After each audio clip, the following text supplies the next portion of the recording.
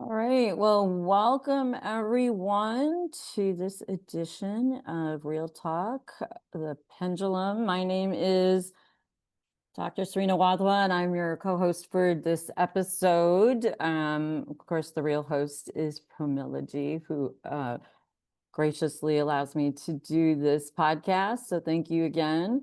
And today, October is a known month for so many different things. Hi, everyone. Thanks for joining. Today, October is known for many, many different things. Many people know like about sobriety month, like to go sober or being sober curious.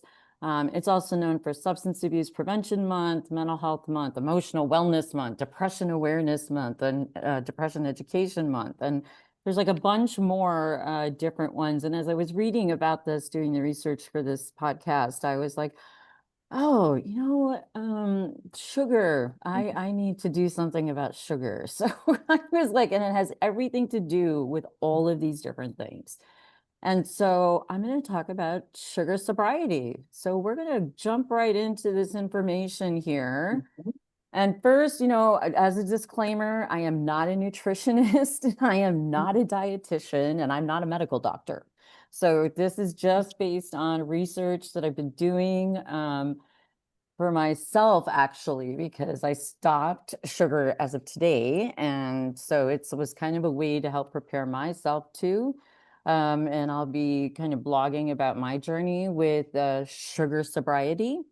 And so this is information, that's available online, but I also wanted to share it because I don't know if people know this about sugar. So we know that sugar is a simple carbohydrate. It converts to glucose and it moves in the bloodstream, to make energy in the body. And starches, like breads and stuff like that, break down into sugar too. But oftentimes foods that we eat will have some protein or fiber or other additives in there that allow the bloodstream to be stabilized. And so that's what keeps the blood sugar levels pretty even keel, and we don't get that crash feeling. You know how like sometimes you eat a candy bar and you have a crash after that. And so there's this hormone insulin that's produced to help move the sugar through the bloodstream. And so that's what's necessary to feel this. But when you don't have glucose available and the blood sugar drops, you will feel this. Most people feel this, and I know I feel it. That's why I put that in there, that I feel it.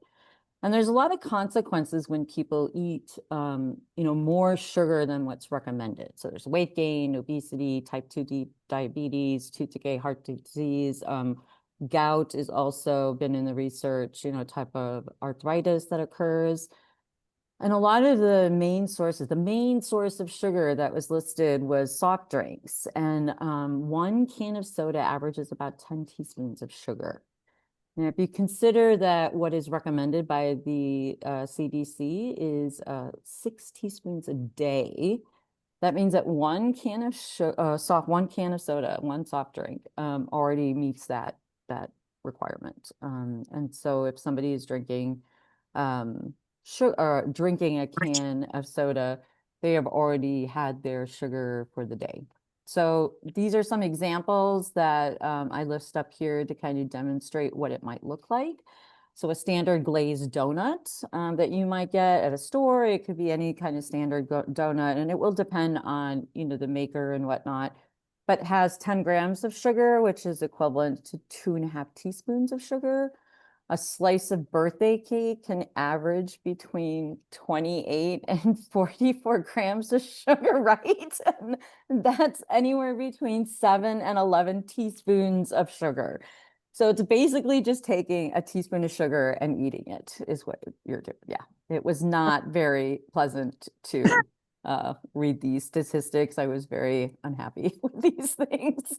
So, so how is sugar addictive? Now, what was really interesting to me about this information was that there was some articles that I read and research that I found that they have done studies to kind of demonstrate how sugar works the same way as any other substance of abuse, because it operates the same way in the brain. Now, it's not, they say it's not addictive. They can't prove it. It doesn't meet like the DSM criteria per se.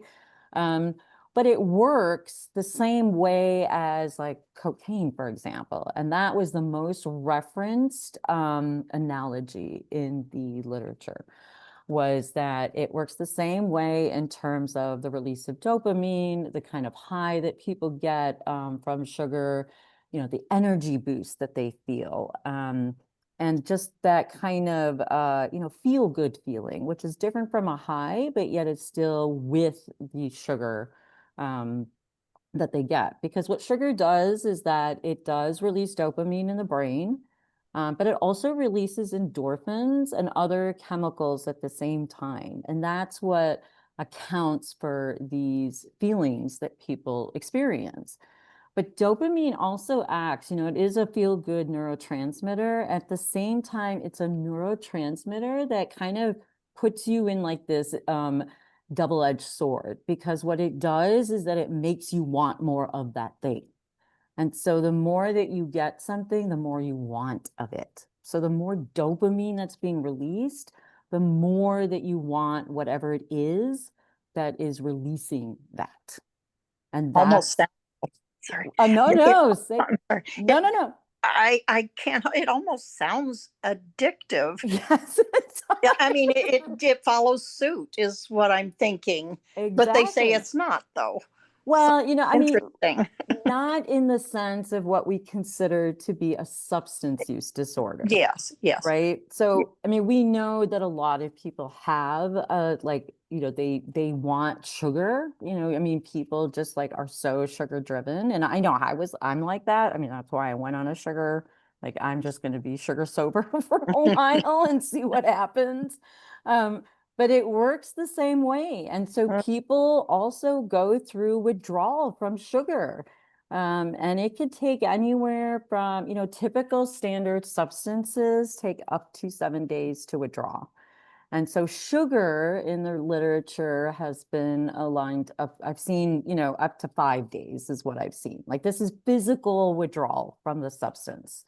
And so people will experience headaches, body aches, fatigue, irritability, typical withdrawal kind of symptoms. So if you think about sugar, releases this kind of feel-good chemical, withdrawal typically is going to be the opposite of what you get from the substance. I mean, this is how substances work in the field anyways. We just know that, alcohol, it's a depressant.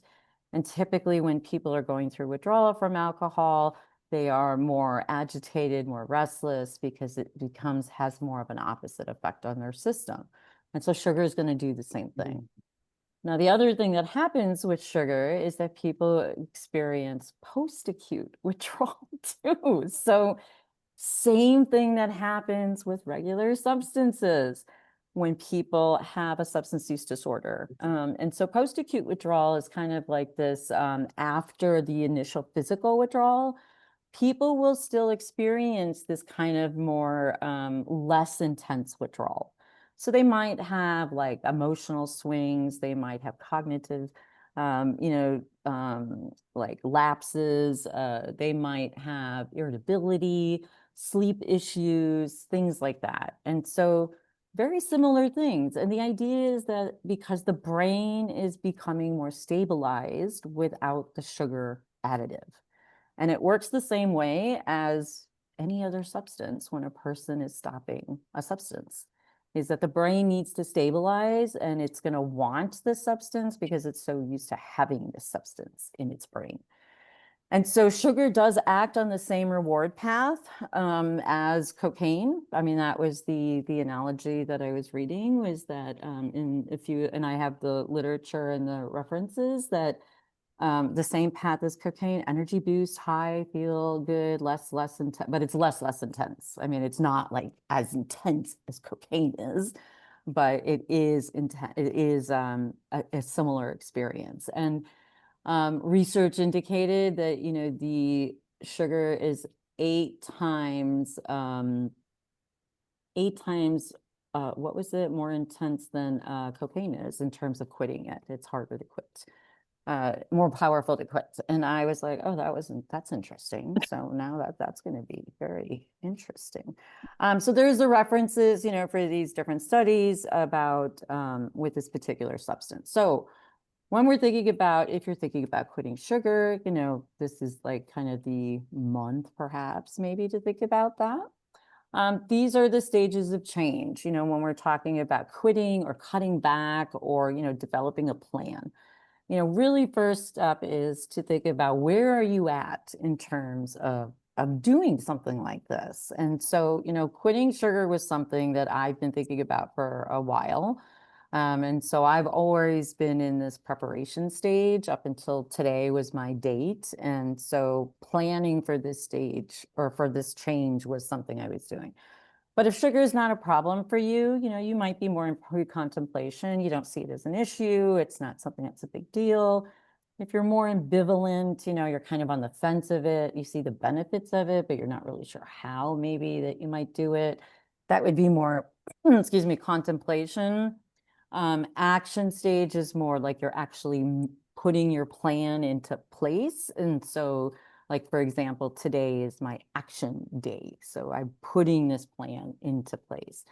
And maintenance is, action over a period of time. So it's like action in motion, basically. It is doing it in a consistent manner. And usually it's over 6 months. So action stage usually happens for about 6 months. And then you have your maintenance stage after that. And by that time, people are not putting as much energy and effort and thought into, like, consciously into making this change. It becomes a little bit more, it becomes easier to do. It's not something they have to force themselves to think about or to not do or do whatever the change might be.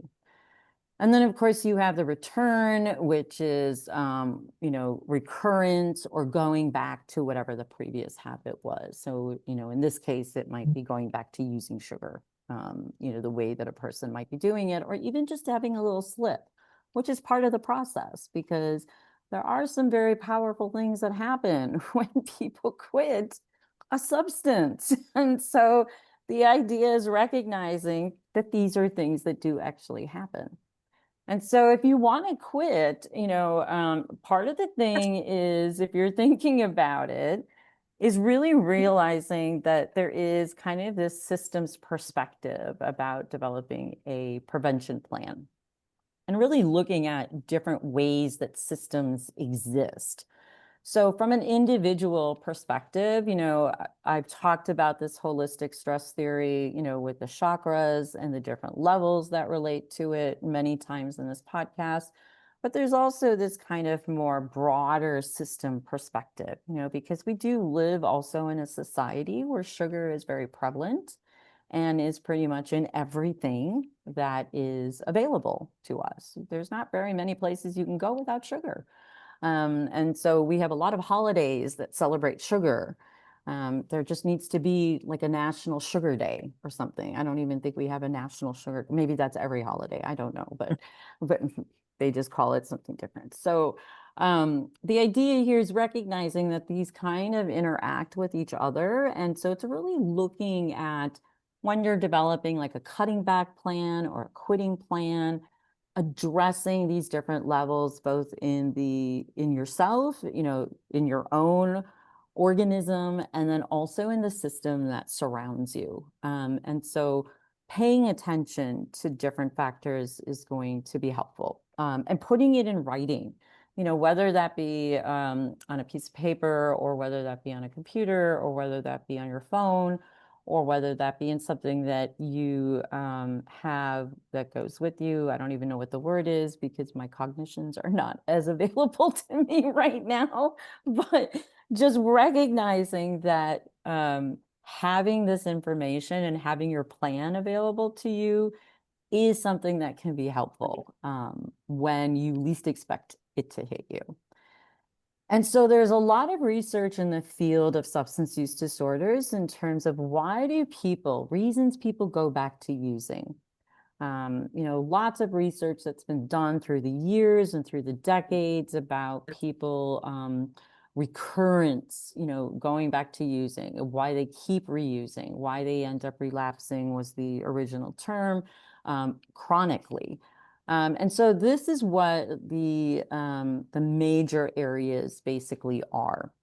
And the brain is one of the biggest ones, and most people do not realize that cravings are really powerful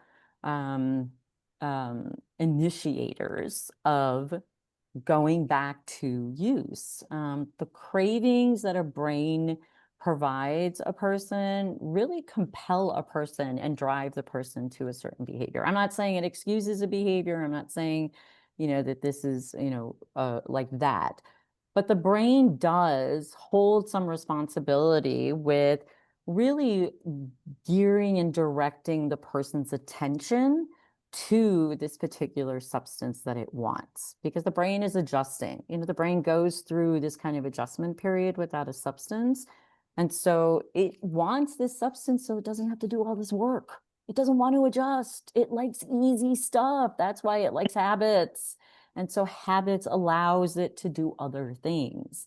And so when you are trying to break a habit, it has to do a lot more work. And so it will signify or signal when it needs something to stabilize itself. And cravings are one way it does it. And so a craving is something that can be managed, yet it can feel very, very intense too for people that experience it. And some of you, even if you don't have a strong affinity for sugar, you may have had a craving, where you just get like this sudden urge or this sudden like, oh my gosh, why do I really want sugar all of a sudden? And you just can't stop thinking about it until you get that quote unquote fix. That is what a craving is similar to. And so the brain does that for people. You have confidence, which is also another one. Confidence is a huge thing because ambivalence does come back into people's lives when they've had a certain amount of not using.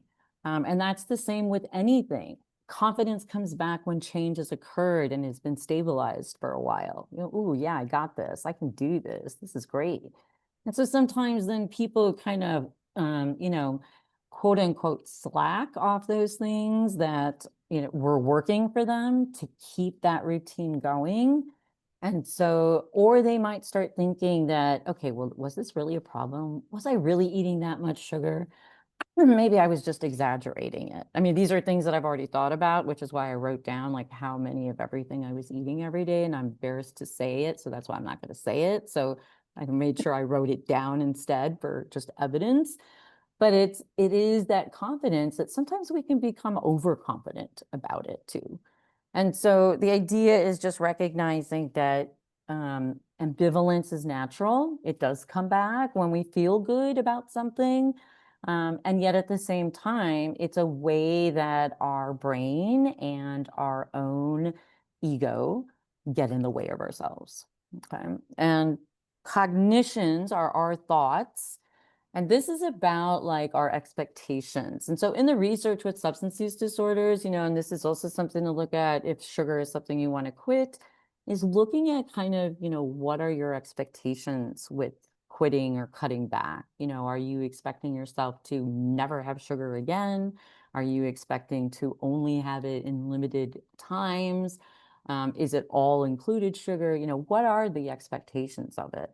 And so writing these things down, being able to verbalize them, being able to really clarify them can be very helpful because you have then more these unknowns that are known to you. One of the biggest things that happens in recurrent use that people experience is what's called abstinent violation effect. And it is this kind of anomaly, not an anomaly, it's a very, it's part of the process that when a person is off of a substance for a period of time and they have this kind of, they go back to like subconsciously they end up using the substance and they're not even aware that they're using it until something happens and they're like, oh my gosh, I'm using this substance. And all of a sudden, this guilt takes over that, oh, I violated being off of this substance. Like, I am the worst person. I am just, might as well just keep using. I blew it. I had no control. And, this was not something that was planned or intentional. And so it becomes like this huge hindrance in getting back on the plan, basically. And so this is a thought process that a lot of people experience and does happen because slips do happen. I don't know very many people that make any type of behavioral change that do not have some sort of slip in their process of getting to where they want to go. And yet, at the same time, with people that I've worked with, every time that they work on these changes and they do slip, they have this, oh, you know what? I messed up. I'm never going to get it. Why even bother? That is an abstinent violation effect thought. And so it implies that there has to be this kind of perfectionistic way of doing something rather than embracing the fact that you're human and you're gonna mess up. It happens. I mean, if you knew how to do this perfectly, you would have done it a long time ago instead of planning it and having to have a plan. It would have just happened for you. Um, but that's not how it works with humans. I mean, that's how we don't work that way. And so the idea is just recognizing that cognitions, our thoughts get in the way of that. And so sometimes we have to manage those thoughts and put them aside and be able to just kind of be like, okay, this is the thought, move over, let me do what needs to be done and just deal with what is happening at the moment. And so that's one of the reasons that people end up going back to it. The next one is perception. Perception is an interesting one because this is about how other people perceive them and how they perceive themselves. And perception is very different, because people have very different perceptions of many things.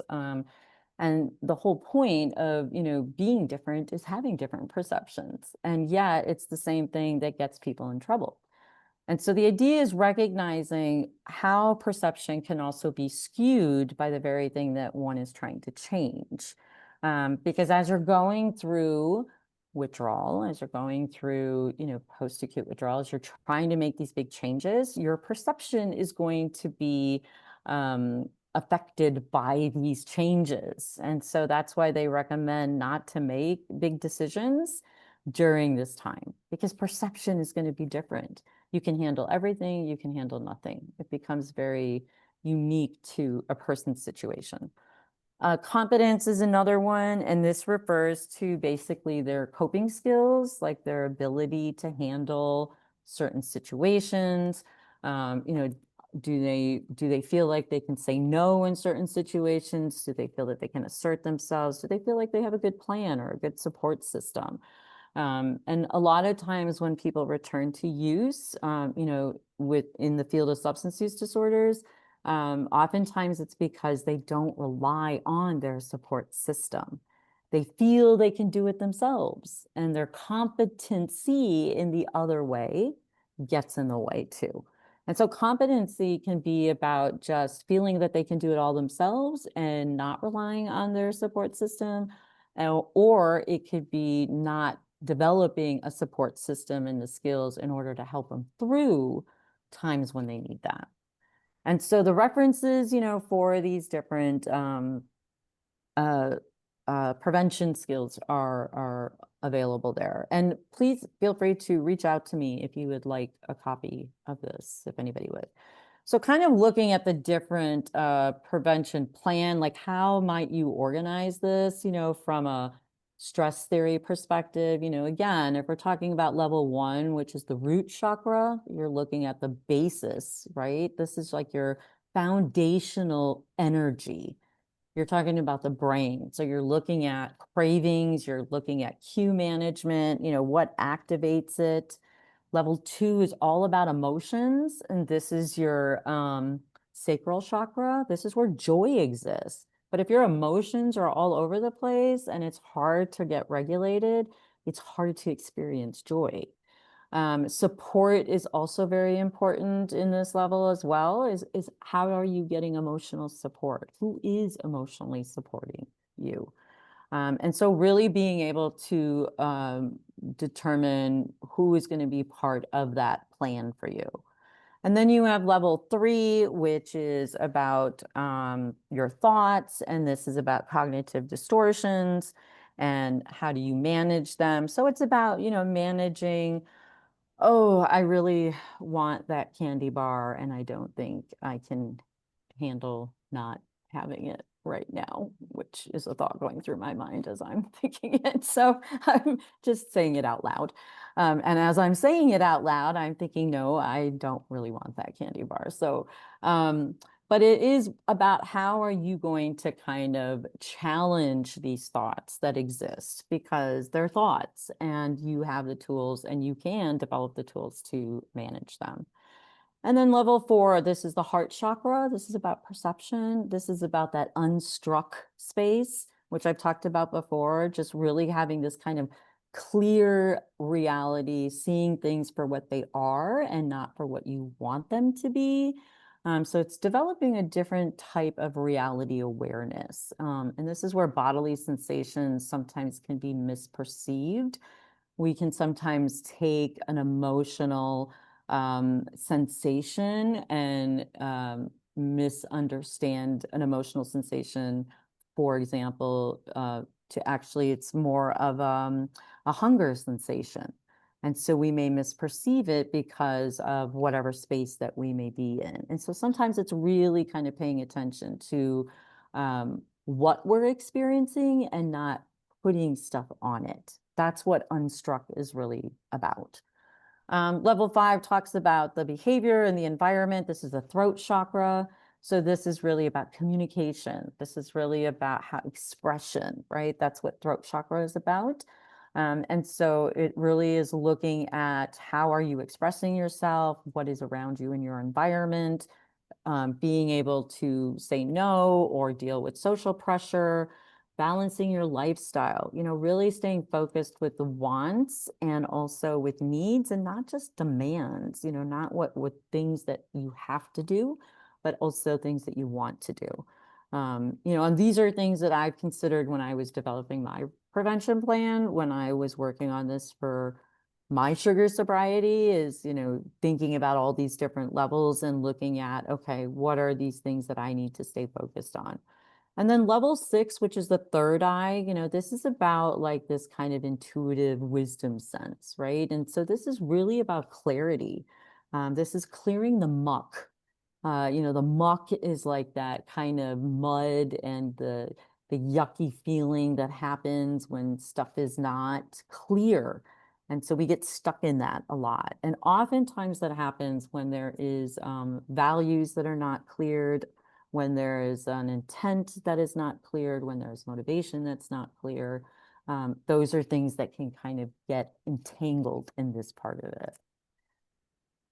And so then there's some suggestions. The last piece of this is really looking at, if you're going to be doing sugar sobriety, whether that be quitting or cutting back and developing a prevention plan, really make it meaningful to you, know your reasons for doing this. And so 3 different reasons, whatever those may be, is important. And those could be whatever 3 reasons are important to you. It could be based on your values. It could be based on experiences that you've had. It can be based on goals that you want to accomplish, what you're expecting to happen. But write them down, read them every day, those kinds of things. Have a plan. This is preparation. This is like a 5-point STAR preparation, is really just putting this into addressing those 5 different areas that were mentioned. Number 3 talks about starting small or go all, so it's kind of like do it step by step, figure out what that looks like, or, quit altogether, cutting back or quitting. But you're making those very SMART goals, specific, measurable, attainable, relevant, and timely. Number 4 is probably really important, rewarding yourself. We oftentimes do not reward positive behavior. We do not do that. And in the field of substance use disorders, there's something called contingency management, which rewards positive behaviors because it reinforces it. And this is a place that you reinforce positive behavior. So change is hard as it is, and it does require a lot of effort. And so when you're making the changes and you're implementing your plan and you see progress, it's important to reward that. It's not self-indulgent and it's not being selfish. It's actually just recognizing you're doing what you intended to do. So of course it's like a non-edible reward, not a sugar reward. If you're doing sugar sobriety, that would kind of be paradoxical. But maybe it is. I don't know. Maybe that's what you want your reward to be. That's a personal choice. But you want to do rewards, set some milestones, like maybe if you go 2 weeks, maybe if you reach a certain level of not eating certain amount of sugar, whatever it may be. I mean, this is going to be very personal. Number 5 talks about support and accountability. This is involving others. So letting people know that this is something you're going to be doing and what is it that they can do to support you.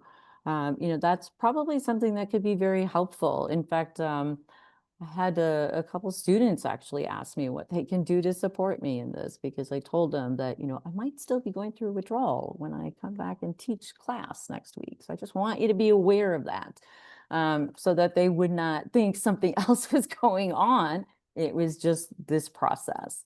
And then of course, trust, trusting just the process that you're going through because it is a process and it takes time. But it is consistent. There's lots, your own process, you've been through your own process, and so you can trust your own process of what that looks like. And so that's the kind of overview of what sugar sobriety would look like. I don't know if anybody has any questions or comments, any thoughts on that.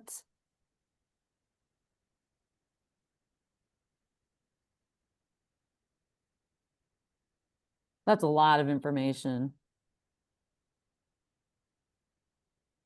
I just know as I was saying it, my hands were shaking, which means I was going through withdrawal. So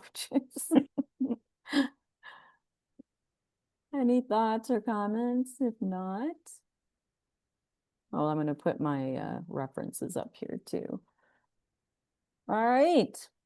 Well, I appreciate you all listening. Thank you for being here. And if you do want to find out more about sugar sobriety, then you can always go to my website and you can always request a copy of this presentation. Have a good rest of your night. Thank you. Thank you, Serena. You're welcome, Cheryl. Thanks for being here.